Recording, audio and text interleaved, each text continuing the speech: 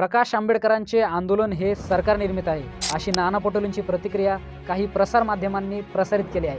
मुळात काँग्रेसमध्ये राहून भाजपचे काम करणारे नाना पटोलेंची ही प्रतिक्रिया हास्यास्पद आहे। एकीकडे महाराष्ट्रामध्ये आरक्षणाच्या मुद्द्यावरून वाद पेटलेला आहे, समाजामध्ये दुफळी माजवण्यात आलेली आहे। यावर महायुती असो या महाविकास आघाडी कुठलाही पक्ष आपली भूमिका स्पष्ट करायला तयार नाही। महाराष्ट्रामध्ये शांतता प्रस्थापित व्हावी, ओबीसींचे आरक्षण हे वाचले पाहिजे, यासाठी प्रकाश आंबेडकरांनी आरक्षण बचाव यात्रा काढलेली आहे। या आरक्षण बचाव यात्रेमध्ये महाराष्ट्रामध्ये सलोख्याचे वातावरण निर्माण व्हावे यासाठी महाराष्ट्रभर ते फिरत आहे। यावर नाना पटोलेंची प्रतिक्रिया येणे हे मुळात हास्यास्पद आहे। काही दिवसांपूर्वी विधान परिषदेच्या निवडणुका झाल्या।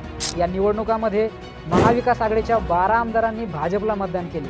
त्यापैकी 8 आमदार हे काँग्रेसचे होते। तर या 8 काँग्रेसच्या आमदारावर नाना पटोले किंवा काँग्रेस पक्षाने काही कारवाई केली आहे का? तर नाही